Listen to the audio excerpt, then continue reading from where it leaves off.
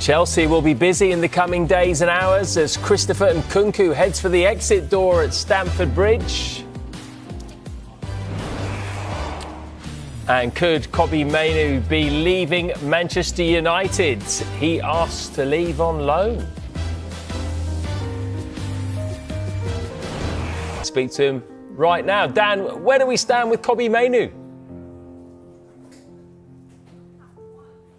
He's really dominated the media coverage and really the narrative of Manchester United in the last week or so, especially after Amorim admitted last Sunday after their draw against Fulham that he was competing for a place in the team against the captain, Bruno Fernandes, for a starting position in the team. And as we understand, in the last 24 hours, we've been telling you that Kobbie Mainoo has actually requested to explore an option to leave the club on loan, but Manchester United very against that idea and want him to stay at the club and fight for his place. Now, of course, Manchester United, knocked out of the Carabao Cup on Wednesday, have less games than usual this season without European football as well. So Kobbie Mainoo's probably position is the fact that, will he get enough game time in a World Cup year to get back into the England team?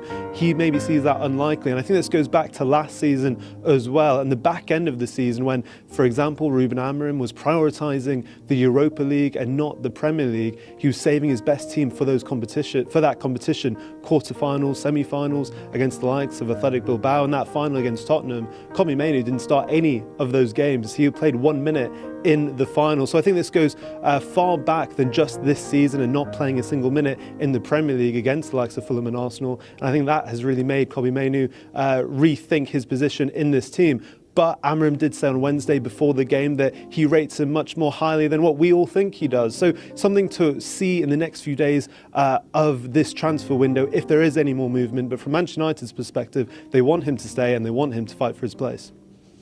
OK, well, that's one potential outgoing. It looks like progress is being made with some other names. And could there also be a new keeper coming in? You're throwing it all at me this afternoon, Matt. I mean, let's start with that other potential outgoing, the one that looks the closest, and that is Rasmus Højlund. I think Napoli are hoping and expecting the United striker to undergo a medical in that time frame once they can get personal terms agreed, and that deal is essentially obligation to buy with a condition of Napoli reaching the Champions League this season, and that fee is around £40 million. And actually, on the optics side of it, if Manchester United are able to recoup £80 million in the next year or so for Alejandro Garnacho, having his medical this afternoon at Chelsea for £40 million as well. £80 million for two players isn't all that bad, but Manchester United need to also look at other outgoings as well. The likes of Antony seemingly to be closer to a return to Real Betis, working on a deal for him as well. You still have Jadon Sancho and Terrell Malacia.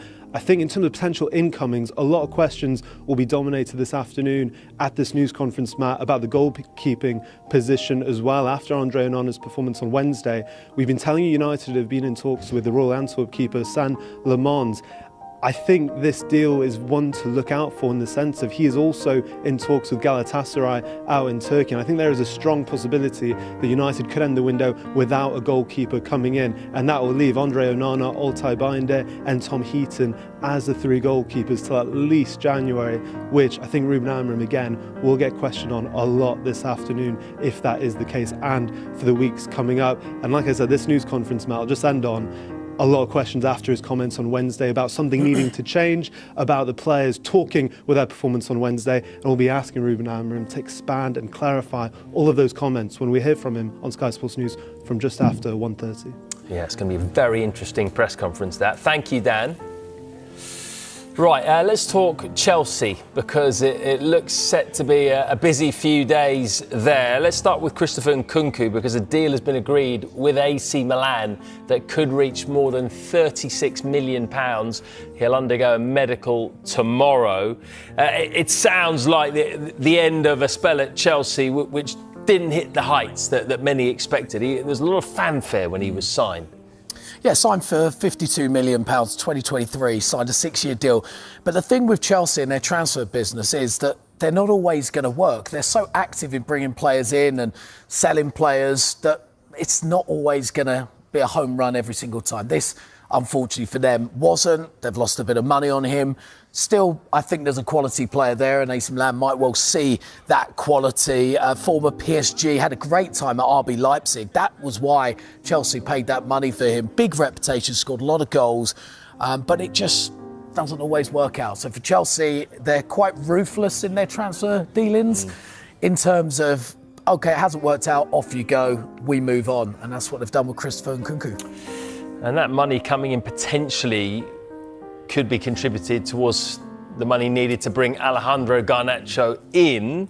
How close is he joining Chelsea? Yeah, very, very close. Medical this afternoon, £40 million fixed fee from Manchester United. Manchester United have added a 10% sell-on clause into this deal. 21-year-old. This will actually be the fourth largest sale in Manchester United history. That's behind the likes of Ronaldo, Lukaku, Di Maria. And it's actually the largest sale of an academy graduate that have been done. Now, United negotiated a higher fee with Chelsea. Originally, Chelsea wanted to pay around £25 million.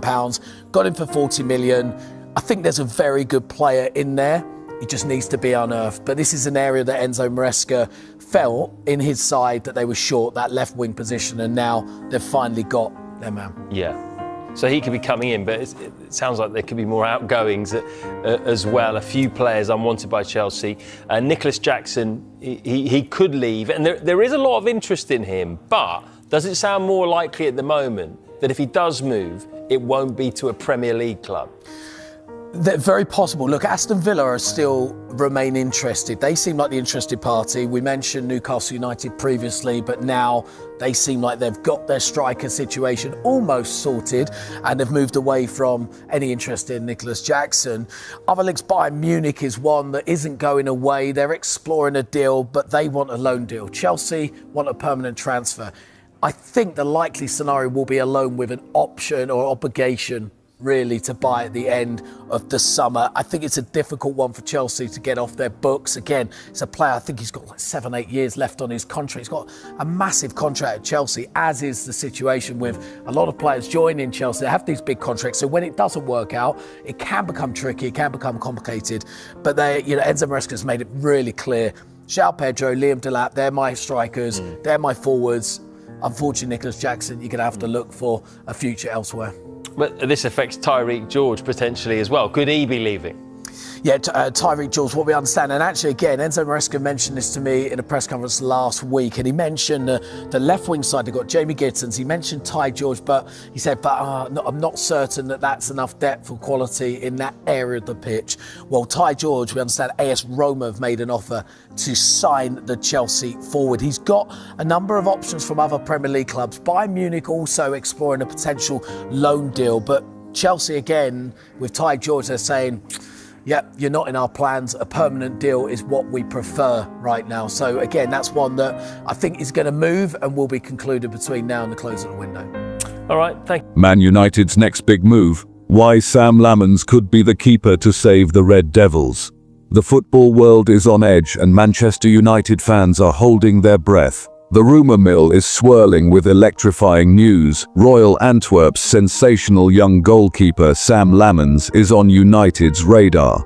At just 23, this Belgian prodigy has also caught Galatasaray's eye, but the real drama unfolds at Old Trafford. Lamons has stopped training and will miss Antwerp's clash with Westerlo, a blazing signal that his future lies elsewhere. Could United be his next stage?